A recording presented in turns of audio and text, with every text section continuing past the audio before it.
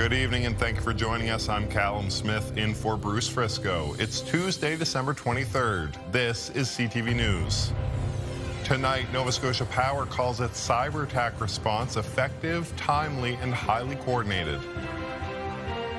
Then, a new report suggests holiday shopping spending has increased in this country. And it's facelift time for the world's longest covered bridge in Hartland, New Brunswick. Live from our Maritime's News Center, this is CTV News. Here is Callum Smith. Nova Scotia Power says its response to last spring's massive cyber attack was, quote, effective and executed in a very timely and highly coordinated manner. That's according to a newly filed, heavily redacted report to the Nova Scotia Energy Board that was due by the end of the year. The utility says an unauthorized third party accessed its systems in mid-March and removed some data in late April. When programs stopped working, the company launched its incident response and notified Canadian authorities and the FBI. Nova Scotia Power insists power delivery systems were not affected and there's no evidence customer data has been misused. The company is asking to keep key details confidential, including what systems were hit and when customers were notified. In a release, the Energy Board says it will decide what stays private. Of course, the attack also forced the utility to estimate bills. Nova Scotia Power says meters continue to record usage, and about 3/4 of customers have now had at least one actual meter reading. Full reconnection is expected by March. Staying with utilities, Halifax Water has filed its amended rate increase proposal, now seeking a 17.6% hike for residential customers between January and April. The Nova Scotia Regulatory and Appeals Board shut down the full 35.6% compounded increase that the utility first asked for, telling Halifax Water to go back to the drawing board. The utility says it cut off $46 million from its initial ask. Inflation, depleted reserve funds, aging infrastructure, and rising interest rates were all cited as reasons for the first proposal. In a statement, Halifax Mayor Andy Fillmore says the new total is still too high, and he remains worried about the possibility of HRM taxpayers absorbing some of the utility shortfalls. Time is ticking, though. The first rate increase takes effect in January. Halifax Water is seeking a 12.1% hike at that time. Police in Truro are warning of a high-risk offender living in the community.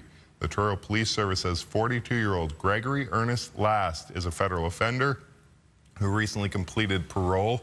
He has convictions for aggravated sexual assault and assault with a weapon in Ontario. The police service says the notification is to alert the community of his presence and is not intended to encourage any form of vigilante activity. Well, new data shows Canada's holiday spending has increased. As CTV's Vanessa Wright explains, in-store shopping was among popular consumer habits this year. Less than 48 hours before Christmas, Halifax's shopping center is buzzing. I have a lot of nieces that have joined the family recently, so I have a lot more people I have to buy for. So for me, my holiday shopping went up a lot. It's a site that supports new data released by Visa Canada that found holiday spending has increased nationwide. With the Canada numbers, we found that retail spending was up 4.4% from the previous year. In-store shopping was a big hit this year. The data shows physical stores accepted 88% of payments versus online purchases. Despite the dominance of the in-store channel, we still saw very strong growth in e-commerce. It was 7% year on year. Maritime shoppers say this holiday season, they did a bit of both. It's been going well, able to find things online and in-store and getting lots of good stuff. I'm definitely an in-store shopper. I'm not very good online. Sometimes online and sometimes in the store. I kind of like online shopping because you can get it and forget about it. I think it kind of is the feeling of Christmas and going out and actually purchasing the gifts and kind of picking them out, you know, in person is a little more personal than buying online sometimes for Christmas. Among the things people shop for, clothing and accessories saw the largest bump of 10% versus 5.3% last year, making it the fastest growing retail category in the country. General merchandise and health and personal care followed closely behind. I think it just speaks to the Canadian consumer and how they're looking at those everyday luxuries for their loved ones this year. And though spending was a bit softer at the beginning of the holiday season, Lung says final numbers prove Canadian consumers are ending the year strong. Vanessa Wright, CTV News, Halifax. Another extended closure to vehicles on New Brunswick's Hartland covered bridge will begin early in the new year and will be coupled with long-awaited work around the National Historic Site. CTV's Nick Moore on the bridge's big year ahead.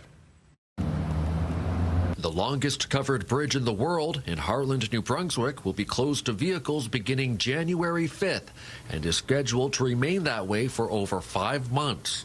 The province says work to repair the bridge's pedestrian span will require scaffolding that will prevent vehicles from traveling through. Pedestrians will still be able to make the crossing. They will be directed around construction on the bridge's vehicle lane. Local vehicle traffic between Somerville and Hartland will be detoured to the nearby Hugh John Fleming Bridge. There has been a string of bridge closures here in recent years, including a 5-month closure that began in January of this year following the discovery of ice damage to the structure's wooden support system. If we didn't have the second bridge, it'd be an even greater inconvenience. If it means that this bridge is up and running and traversable by foot and by car for many years to come, I think that's the more important thing. In addition to work on the bridge, the new year will include long-awaited work to improve the riverfront area around the bridge, including a new boat ramp, a removable dock, new landscaping, and a larger viewing platform. Funding from the provincial and federal governments totaling nearly $770,000 was confirmed earlier this month. I'm so pleased that our residents will be able to enjoy this, not just the tourists who come through. To me, that's the most exciting part. The bridge officially opened in 1901 and was covered 20 years later. A pedestrian walkway was added in 1945. The Department of Transportation and Infrastructure says the bridge is expected to reopen to vehicles by June 15th, adding that vehicles may be allowed sooner if the weather holds up. Nick Moore, CTV News, Hartland. Get the Maritime's top stories, breaking news alerts, and watch live. Download the CTV News app. As the temperatures drop, those living on the streets may be looking for indoor options, and despite Christmas being just 2 days away, services don't stop for those in need. While some families are preparing Christmas meals in the comfort of their homes, others are thinking about how to stay warm and where to get their next meal. Thankfully, many organizations are trying to help, including this men's shelter where 33 people are staying who would otherwise be outside. I find it's not just the holidays, it's the weather really makes the difference.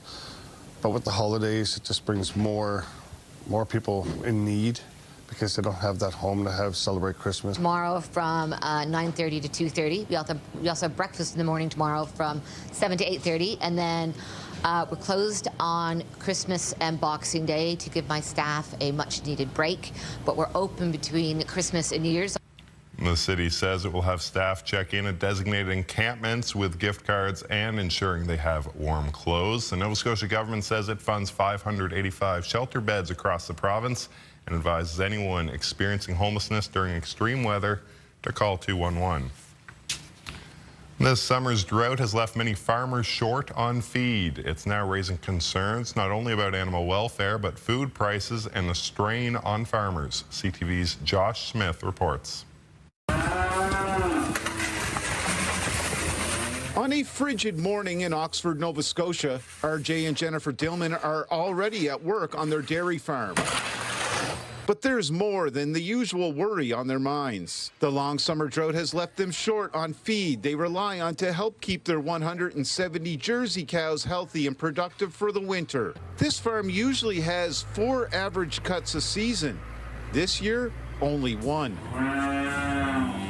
And Dillman says they can't cheap out on cattle food. You can't get great milk production out of poorer feed. We were fortunate we found feed in Prince Edward Island. It'll probably be about a $20,000 hit. The independent MLA for the area says if beef farmers are needing to buy expensive hay, it could impact the consumer. I've heard from some beef farmers that they may have to sell their herd, and right now the prices are quite high and they can't afford them.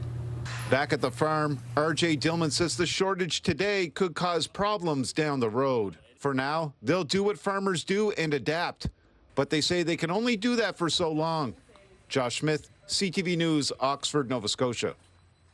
Still to come tonight, Kaylin's full forecast for this December 23rd, but next, a timely reminder before a week of holiday parties. Taking a ride share or taxi, staying over, having a sober driver. There's so many different ways to get home safely. A reminder that drinking and driving can turn a holiday party sour, and alternatives are out there. Details next.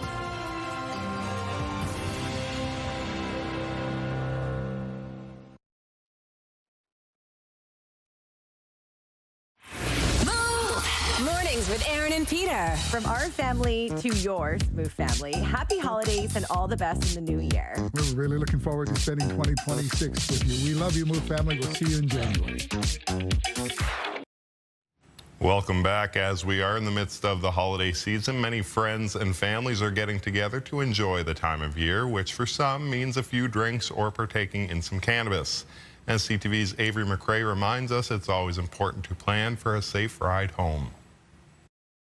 As friends and family gather to celebrate the holiday season, drinks will be poured. And if you're thinking about getting behind the wheel after enjoying some substances, think again. We know so many families who at this time of year particularly are feeling the loss of someone that they've loved. Mad Canada CEO Steve Sullivan admits impaired-related accidents actually dropped this time of year, which he believes is a result of public messaging from the organization and local police forces. Over this past weekend during a ride program, Fredericton police caught 10 impaired drivers over a span of just 36 hours. The easiest thing for people to do if they are going to be consuming alcohol and/or drugs is just plan ahead. So whatever your plan looks like, whether that's public transportation or taking a ride share or taxi, staying over, having a sober driver, there's so many different ways to get home safely. The rideshare program You Ride, which operates in St. John, Greater Moncton, Fredericton, and Charlottetown, is offering people 2 free rides up to $25 each to ensure they safely get to and from their destination on Christmas Day. It does impact real people, and those consequences are felt every day, but certainly this time of year, it's certainly much more prevalent. Steve Sullivan points out how it's not just the night of you have to worry about sober driving, but also the next morning. He notes how alcohol can take a long time to work its way through someone. And while you may feel fine when you wake up, a breathalyzer could tell a different story. Avery McRae, CTV News, St. John. All right, it's time now for a quick break. When we return, your complete maritime weather forecast, a sign of the holiday season with those Christmas lights. Stay with us. We'll be right back.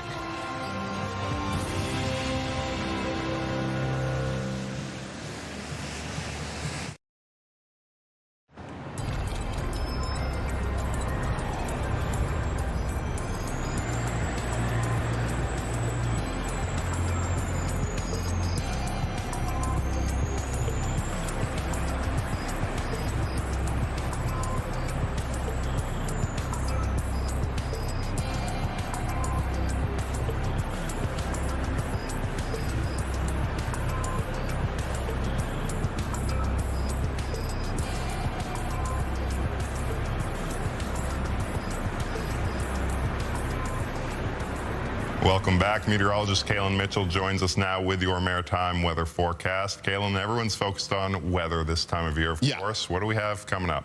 Yeah, I mean, it's been pretty smooth sailing here in the Maritimes over the last couple of days, with the exception of those localized snow squalls in eastern parts of the region that did really accumulate and create some areas of blowing snow. Aside from that, it's been cold. Now, there is a couple things that I'm keeping track of as we move closer towards Christmas Day. There's a low pressure system here that's going to be making its way south and east of the Maritimes. It does look like we're going to be avoiding most of the snow from that system, though there is a chance that late over tonight, so basically into the overnight hours and for early Wednesday morning, that some of that snow might brush into western areas of New Brunswick and maybe touch in on the southwestern corner of Nova Scotia, in the area mostly between Yarmouth and Shelburne. If it does there for that southwestern corner of Nova Scotia, it's not impossible that there could be some snowfall amounts of around 2 to 5 centimeters. Other parts of the Maritimes, so on Wednesday, cloudy with sunny breaks, still cold, a little bit of a breezy northeast wind, but only about a 20 or 30% chance of a flurry. Now, that low pressure system, even though it misses the Maritimes, it goes on to intensify into a winter storm and impacts Newfoundland on Christmas Day, with a second storm system headed towards Newfoundland on the 27th. Taking a look at our winds in the forecast for tomorrow, they're going to be out of the northeast. They'll be sustained 10 to 20 kilometers per hour with some gusts between 20 and 40, except some peak gusts on exposed areas of the southwestern coastline of Nova Scotia, Digby, Yarmouth, and Shelburne counties between 40 and 60. Very cold night for the region. Tomorrow's high temperatures as well, below average for this far into December, -6 to -10 across the north of New Brunswick, central and southern parts of that province, highs around -6 for Fredericton, St. John, -10 tomorrow and around Moncton.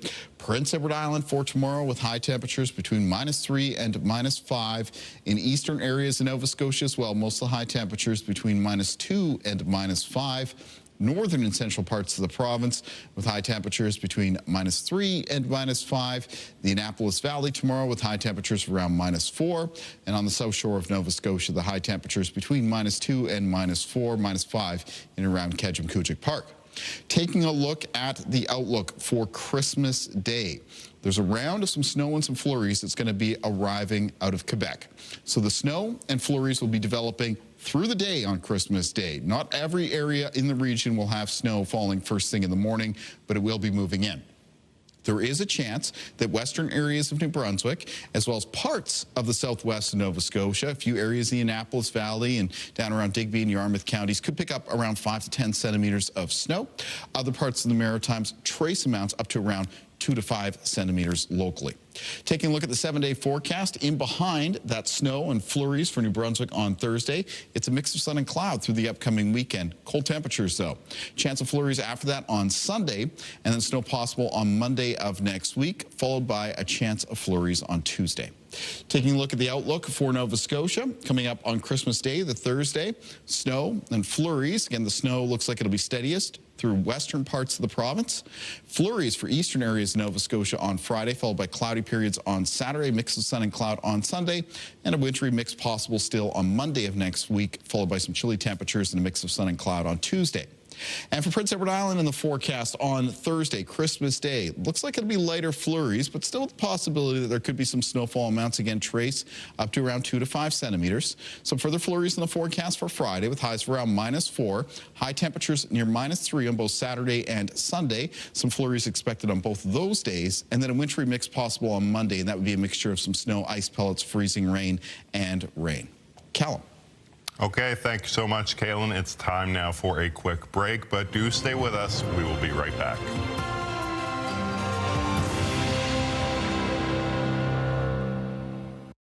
Thanks to your tremendous generosity, thousands of Maritime children will once again have a happy Christmas. Please honor your pledge for the Christmas Daddies Telethon in person, online, or you can always send us a check. Merry Christmas and thank you from all of us at Christmas Daddies. The #1 morning show in Halifax. Turk, Megan, and Amateur Alex. And home to the biggest artists. Halifax's #1 hit music station. 101.3 Virgin Radio. Welcome back. We heard earlier in the broadcast about how some organizations are helping those in need. This is, of course, one of the busiest times of year for local charities, and today many of them are working overtime. CTV's Ryan McDonald explains. It was a full house today for the first ever Christmas dinner at the Souls Harbour Drop-In Centre in New Waterford. It was really beautiful, delicious as always. A turkey dinner with all the trimmings was handed out to everyone who came through the door, and plenty of people have since this place first opened back in May. We've seen up to 120 people through our doors within a day, so I suspect today is going to be very similar. Yeah, certainly. This is our very first Christmas dinner in Dartmouth. We've only been open here for just under 2 months. It was a similar story here, where the brand new Souls Harbour location in Dartmouth also served up an example of how much the not-for-profit has grown since its first holiday season 15 years ago.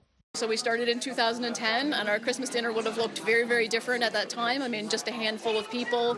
But today and through the rest of the Christmas season, we'll serve over 1,000 Christmas meals. And it was to provide a place for people to go on Christmas Day.